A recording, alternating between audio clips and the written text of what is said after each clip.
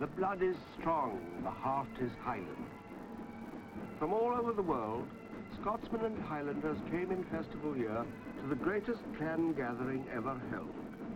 As they marched through the streets of the grey old city of Edinburgh, there was no doubt that on that occasion the heart of the capital was certainly Highland.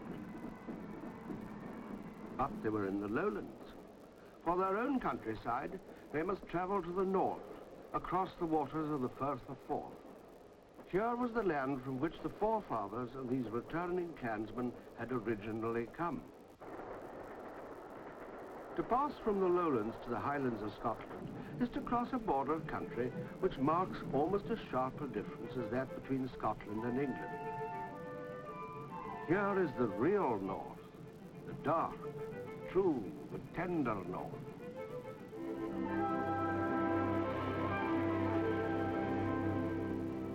This is the land of the Grampians, the great mass of mountains that lie between Edinburgh, the capital of Scotland, and Inverness, the capital of the Highlands. It is a wild, romantic, and often desolate landscape, but full of great beauty. The moorland stretches for miles in all directions. There are long, deep lochs and a mass of mountains. We know that these are amongst the oldest hills in the world.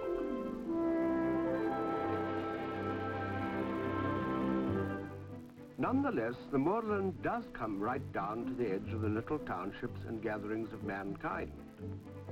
Here, the arrival and departure of the bus is a big event. The Highland folk, even though they are not themselves travelling, gather round to hear and to pass on the news.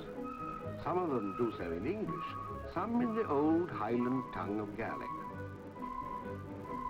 And in that language there is a saying that, when God made time, he made plenty of it.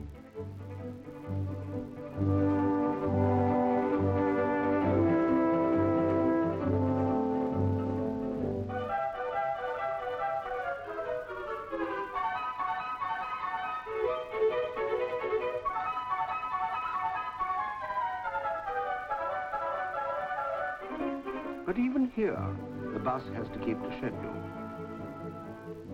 That's not a mad salmon the fisherman's taking home with him, and he knows it. When God made time, he made plenty of it. Ah, but they're all in now, the fisherman, the farmer, the housewife, the farmer's wife, and the children. And so, well primed with instructions, the bus driver takes his passengers on their journey.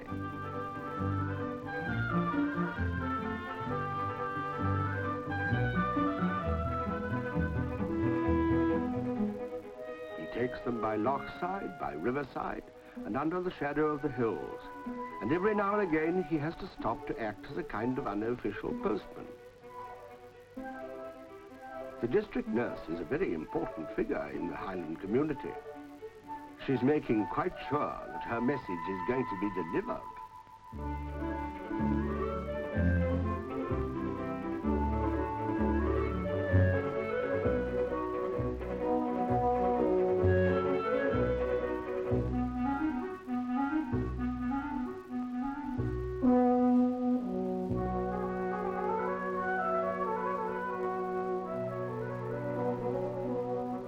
Bus routes go through scenery of great beauty, scenery which hasn't changed much with the years. But one thing has changed, and that is travel. Getting about in this part of the world was not always as easy as it is today. Sometimes in our modern journey, we see a reminder of the past when it took many days or sometimes weeks to cross this countryside. This is the old road which was built in an attempt to pacify the Highlands by General Wade after the rising of 1715. Today, a new road capable of carrying tens of thousands of buses and motor cars a year leaps and stretches across the moor of Rannoch and into the dark defile of Glen Coe, the Glen of Weeping. Beside it, and like a ghost from the past, the old road meanders and turns its ancient way. Not everyone lives in the little townships which can be reached by the roads. There are further places, farms amongst the hills, to which the bus cannot go.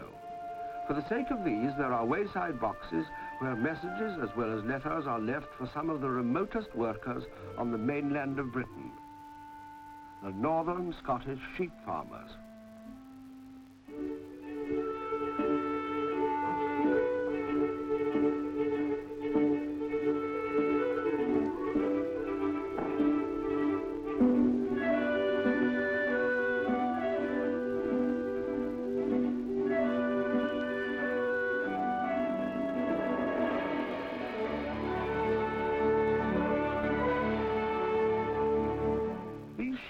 Don't really need to look quite so puzzled and unhappy as all that. At the end of this uncomfortable journey, they will find themselves let loose on an island off the west coast belonging to the sheep farmer. Here for months on end, they will remain undisturbed lords of their own domain.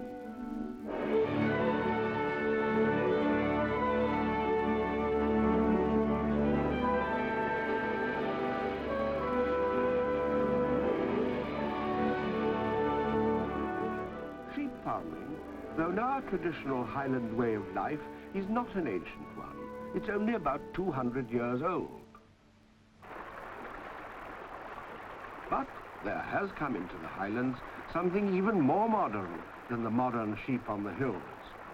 For amongst these same hills, and in the strength of the waters that move in them, there was the possibility of an even newer way of life for the Highlander. A possibility dreamed of by only a few visionaries. Its name is hydroelectric power.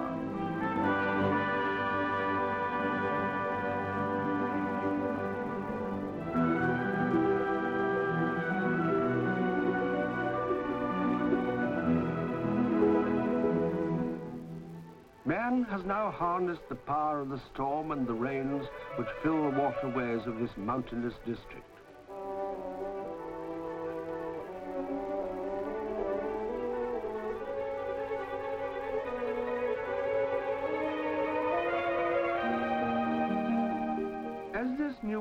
Came into being, a number of old things sank and disappeared from man's eyes, possibly forever.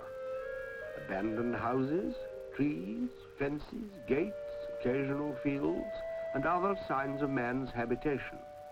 And here and there an old road is swallowed up in the rising tide of man-made loch water. Indeed, one very famous old road in parts now disappears straight into the waters of the loch, which man has made for his own use. It is the road to the Isles.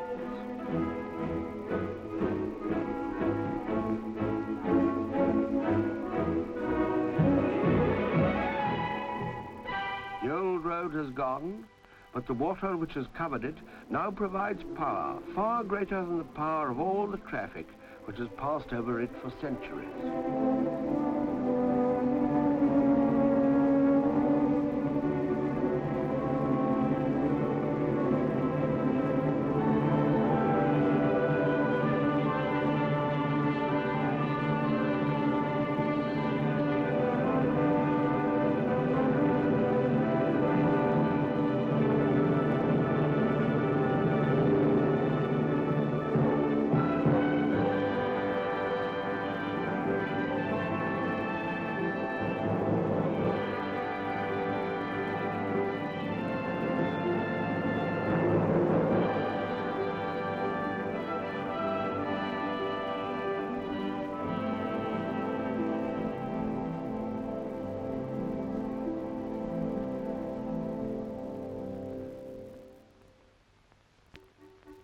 But it is not only in the waters of the Highlands that modern resources lie.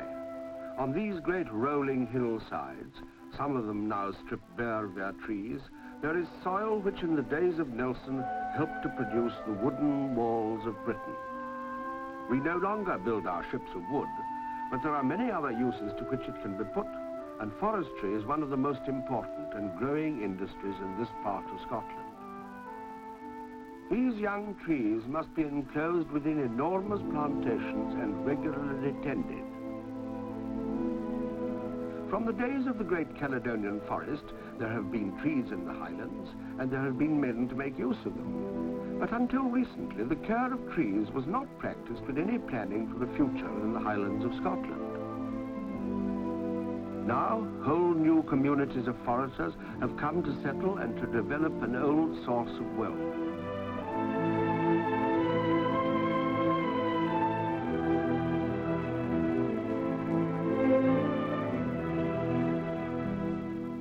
These new forests provide shelter for abundant wildlife, and the gamekeeper and the woodman often work in alliance on their own separate jobs.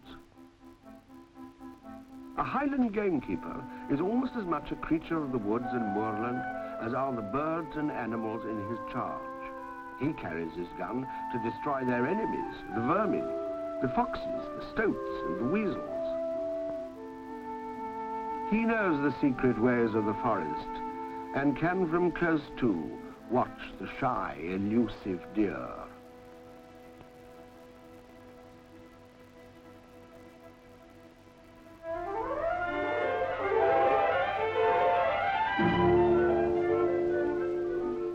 Skiing is a comparatively new sport in the Highlands, but it is one that has attracted many hardy enthusiasts from all over Britain.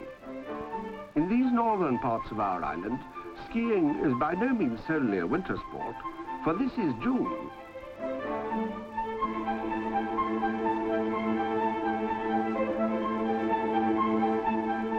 Another newcomer is the hiker.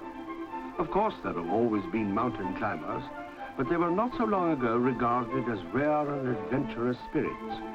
Today, the mountain scenery of Scotland is open and accessible to the youth of the country.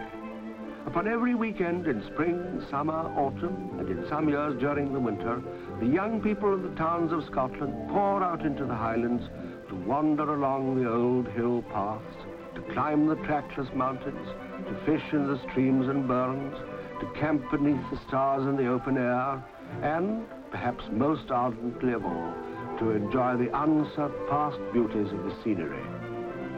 And what scenery it is, too!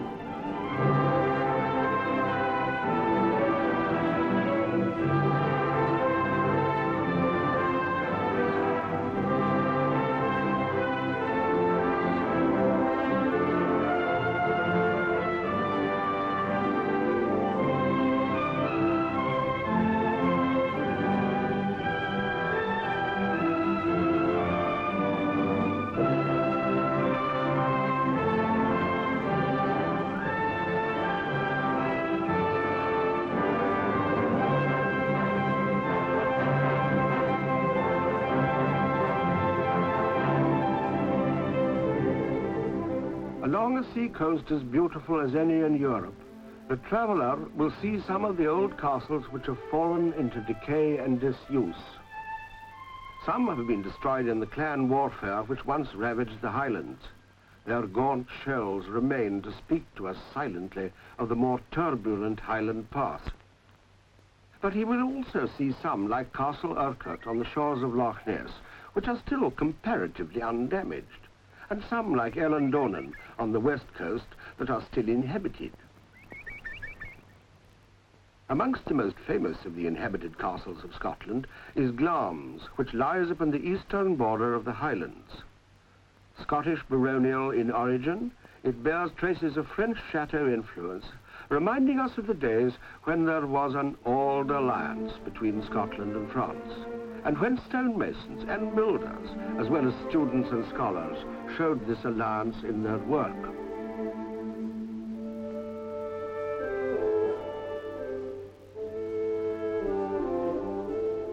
The crypt of the castle is nearly 1,000 years old. Macbeth was Thane of Glamis, and the structure of this dark and eerie room can't have changed much since his day.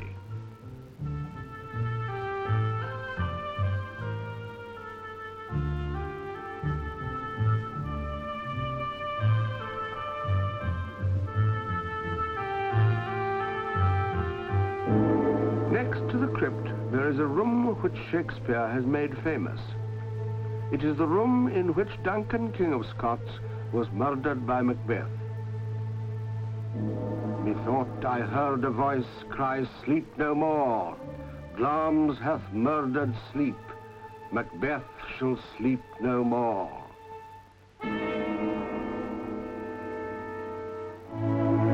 James V, a later king of Scotland, surveys the scene. About the crypt, and in the drawing room of the castle, the present day mingles with the more recent past of 300 years ago, as the date on this beautifully moulded ceiling announces.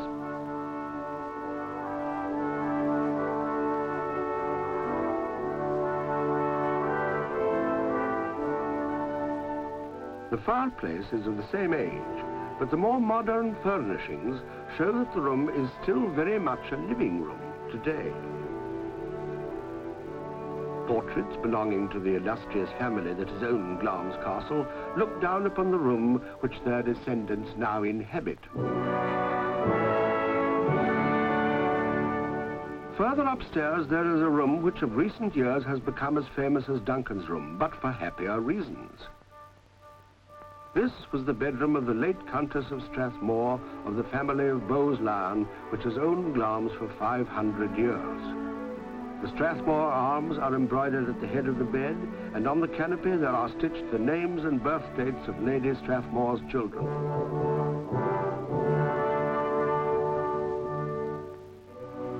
Lady Elizabeth Bowes-Lyon, now Her Gracious Majesty, the Queen Mother. But modern life in Scotland doesn't rest only on a romantic past and romantic scenery. One of the main centres of Highland life is Inverness, the capital of the north. And here there are newspapers whose main business it is to report that life.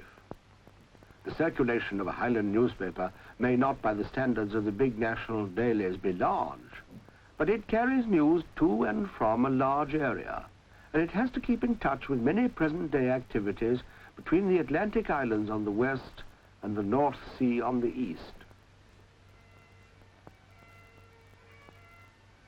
Separated by the hills and in the different glens and valleys, these activities go to make news in the Highlands of today. For instance, what happens in the Caledonian Canal, one of the most important waterways in Britain, is news in the Highlands. The canal connects the Atlantic with the North Sea and joins the fishing waters of the east and the west.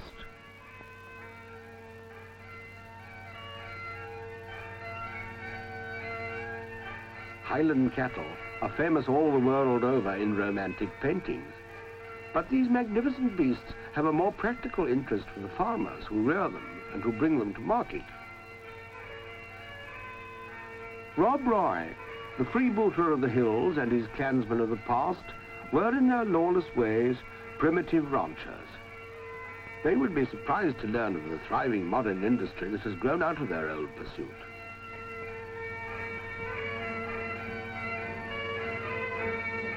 Ushkiabeha, the water of life, or better known in simple English as whiskey. The best whiskey in the world is still drunk in the Highlands of Scotland and is still Scotch.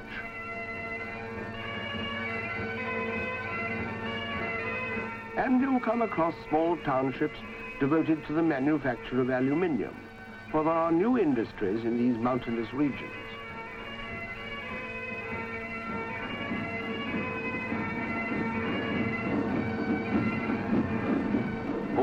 The traveller and the tourist can see for himself. This the returning clansmen saw when they came from overseas for their great gathering in the mother country, the country which gave their forefathers birth.